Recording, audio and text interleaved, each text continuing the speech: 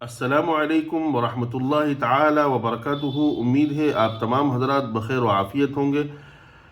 ہم اپنے YouTube channel میں آپ تمام حضرات کا استقبال کرتے ہیں۔ ہم اپنے اس یوٹیوب چینل میں آپ کو لے چلتے ہیں کتابوں کی اس دلچسپ دنیا میں، 100 سال 200 سال پرانی کتابوں کی دنیا میں، جہاں آپ کو یقین آ جائے کہ کتابیں کتنی محنت شاقہ کے ساتھ لکھی جاتی تھی اور اس کے بعد اس کی طباعت کے مراحل کتنے سخت آمیز ہوا کرتے تھے۔ انہی کتابوں کی ایک کڑی میں اس وقت ہمارے سامنے ایک کتاب ہے تعلیم عزیزی۔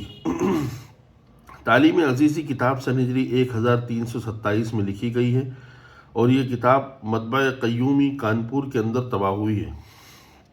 یہ کتاب دراصل طلباء کے لیے لکھی گئی ہے۔ اخص الخصوص ایسا ہوا کرتا تھا اس دور میں کہ اگر کوئی ادیب اور شاعر یا کوئی بڑا عالم آدمی ہوا کرتا تھا تو وہ آدمی اپنے بچے کی تعلیم کے لیے ایک رسالہ لکھتا تھا، اور اس کے بعد جب اس سے بہت زیادہ فائدہ ہوا کرتا تھا تو وہ اور بچوں کے فائدے کے لیے اس طریقے کی کتابوں کو شائع کر دیا کرتے تھے۔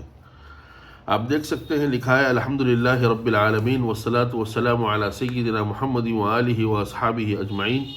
بعد ستائش آفریندہ دانش و بینش و پس از نیایش بے پارائے تقویم و آفرینش برائے دقات بسات آرائے محفل سخن و ماہران نقاد و جوہر علم و فن کے دردار و ضرب کلام یار سکہ نامی شان درسو مکان و مکان برحق کی قبولیت رسیدہ بندہ ناچیز با ہما داز ہما بے تمیز محمد عبدالعزیز خلف الصدق با جملہ علوم و فنون واقف مولوی محمد مہدی واصف عرض میدارت کے ہر چند ای ہے چمدہ نابلد الی آخری ہی۔ لکھا ہے کہ اس بندہ ناچیز نے جب دیکھا کہ اس وقت کتابیں موجود نہیں ہیں، لہذا اس نے یہ چاہا کہ اپنے بچے کے لیے ایک کتاب لکھے اور تعلیم عزیزی کے نام سے اس کتاب کو موسوم کیا ہے، تاکہ تعلیم لیتے وقت بچوں کو کی اچھی استعداد بن جائے۔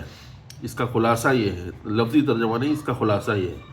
آپ دیکھ سکتے ہیں کہ سبق اول میں انہوں نے اسم اشارہ سے بحث کی ہے۔ است کا معنی ہوتا ہے آرس کا معنی وہ ہے، نیست کا معنی نہیں ہے، ایست کا معنی یہ ہے۔ اس طریقے سے انہوں نے شروع کیا ہے الفاظ سے، اور دھیرے دھیرے جو ہے وہ فارسی زبان کی طرف لے جانے والے۔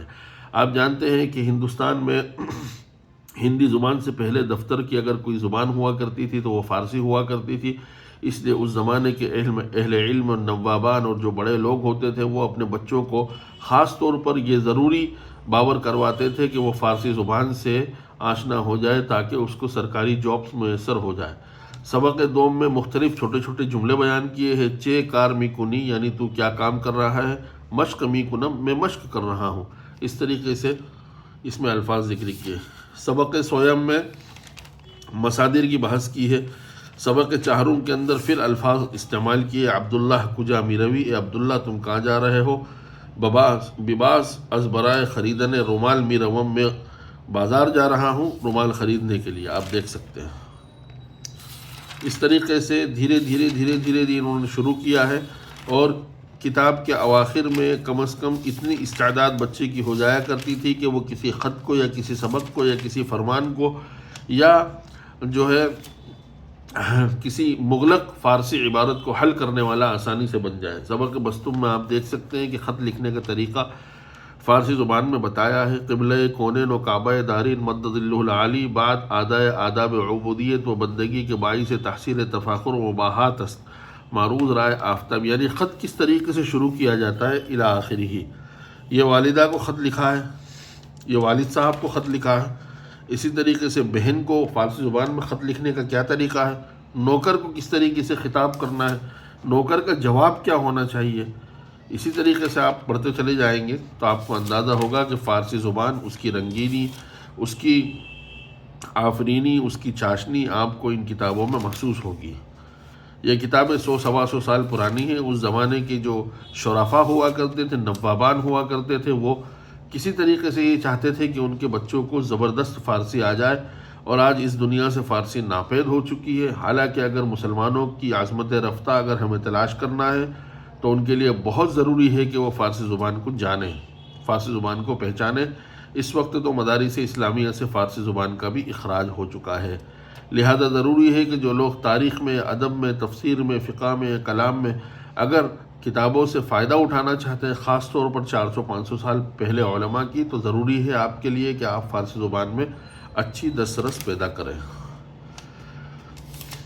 آپ دیکھ سکتے ہیں کہ فارسی زبان کی گنتی ہے، اس کے بعد سبق سی و چہارم 34ویں سبق کے اندر جو ہے انہوں نے ان رموز اور اشارات کا ذکر کیا ہے کہ کس طریقے سے جو ہے وہ رموز کے اندر گنتی لکھی جاتی تھی۔ عربی مہینے، فارسی مہینے، آپ اگر دیکھیے یہاں 1 لاکھ، 2 لاکھ، 6 لاکھ، 4 لاکھ، یہ اس زمانے میں کسی شخص نے جو پہلے اس کتاب کا مالک رہا ہوگا اس نے ان چیزوں کو یہاں ذکر کیا ہے۔ سبق سی و پنجم، اور یہ 40 صفحات کے اندر تقریباً یہ کتاب ختم ہوئی ہے، اور سن ہجری 127 کے اندر یہ کتاب ختم ہوئی ہے، اور مطبع قیومی کانپور کے اندر یہ کتاب شائع ہوئی ہے۔ امید ہے آپ کو یہ کتاب پسند آئی ہوگی۔ اسی طریقے سے ہماری کتابوں کے اس سفر میں آپ ہمارے رفیق کار رہیں گے، انشاءاللہ بہت مزہ آئے گا، اور بہت کتابیں ہمارے پاس ہیں۔ ہم یہ چاہتے ہیں کہ اس زمانے کے نوجوان، اس زمانے کے علماء، اس زمانے کے فضلاء 100-125 سال پرانی کتابوں سے براہ راست جو ہے ہم نوائی حاصل کریں، اور یہ محسوس کرے کہ ہمارے اکابر علماء نے کس طریقے سے محنت شاقہ کے ساتھ کتابوں کو لکھا ہے، اور اس کے بعد جو ہے ان کتابوں کو شائع کیا ہے تاکہ آنے والی نسلیں اس سے فائدہ اٹھائے۔ امید ہے سابقہ کتابوں کی طرح یہ کتاب بھی آپ کو پسند آئی ہوگی۔ اسی طریقے کی اور کتابوں کو دیکھنے کے لیے ہمارے چینل کو سبسکرائب کریں، لائک کریں، شیئر کریں۔ جزاکم اللہ خیر و احسن الجزاء۔ السلام علیکم ورحمۃ اللہ۔